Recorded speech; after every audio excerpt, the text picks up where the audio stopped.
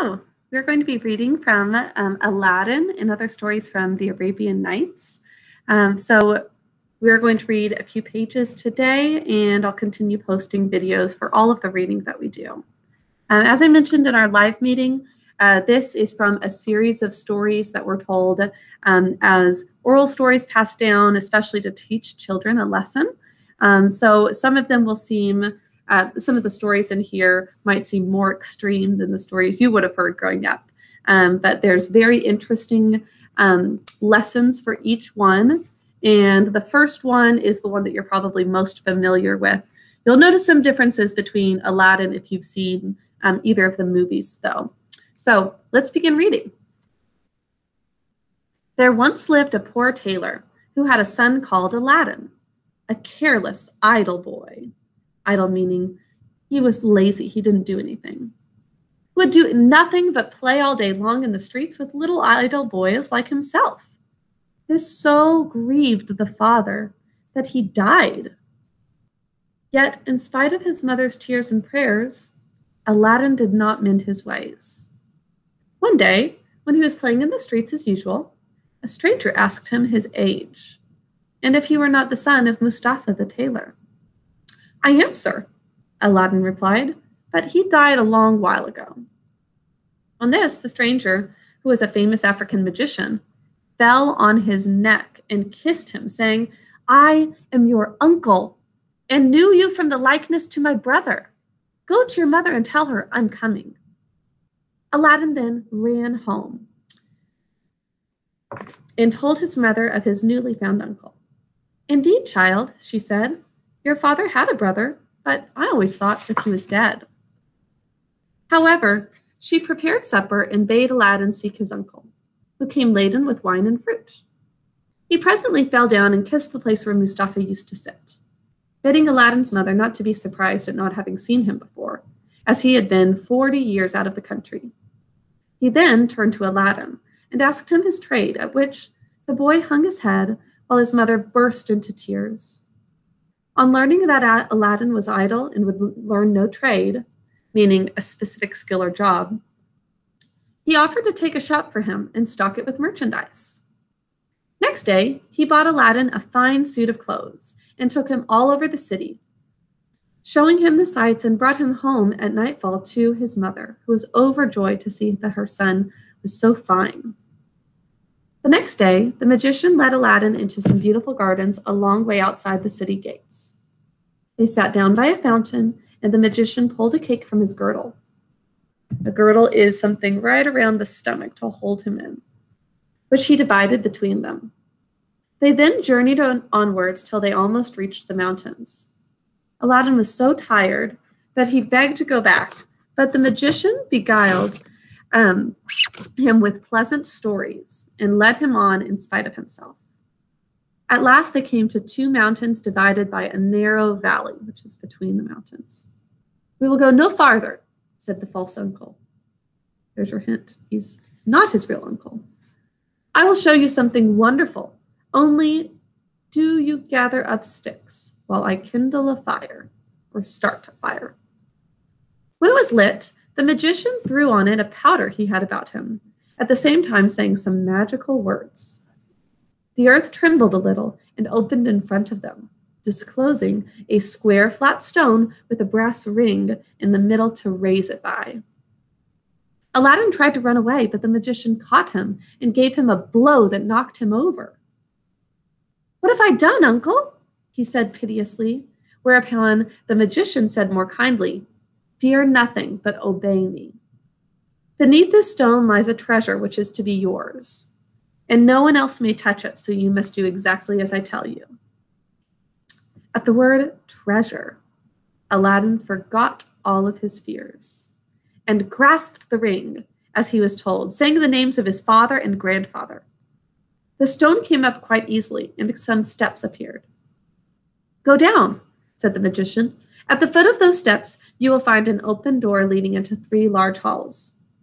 Tuck up your gown and go through them without touching anything, or you will die instantly. These halls lead into a garden of fine fruit trees. Walk on till you come to a niche in the terrace where stands a lighted lamp. Anish's little cutout area. Pour out the oil it contains and bring it to me. He drew a ring from his finger and gave it to Aladdin, bidding him prosper, or to do well. At this point, you're probably thinking of some images in your mind of what this would have looked like in the film if you've seen it. Aladdin found everything as the magician had said.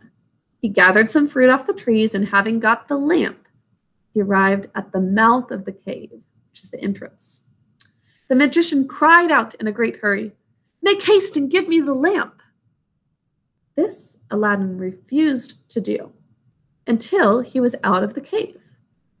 The magician flew into a terrible passion, and throwing some more powder on the fire, he said something, and the stone rolled back into its place.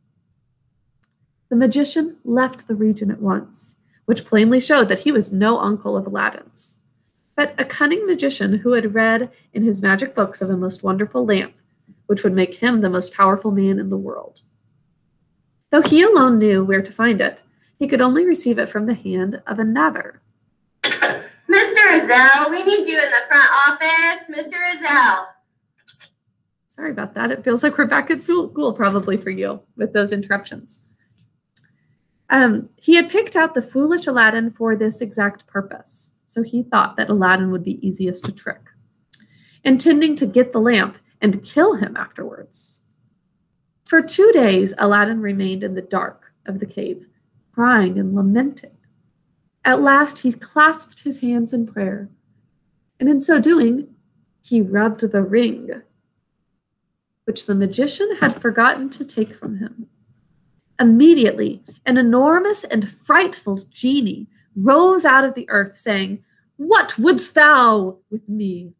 I am the slave of the ring, and will obey thee in all things." Aladdin fearlessly replied, "Deliver me from this place and get me out of here." Whereupon the earth opened and he found himself outside. As soon as his eyes could bear the light, he went home, but fainted on the threshold. When he came to himself, he told his mother what had passed and showed her the lamp and the fruits he had gathered in the garden, which were in reality precious stones. He then asked for some food. "Alas, child," she said, "I have nothing in this house, but I have spun a little cotton and will go and sell it." Aladdin bade her to keep her cotton, for he would sell the lamp instead. As it was very dirty, she began to rub it, that it might fetch a higher price. Instantly, a hideous genie appeared and asked what she would have.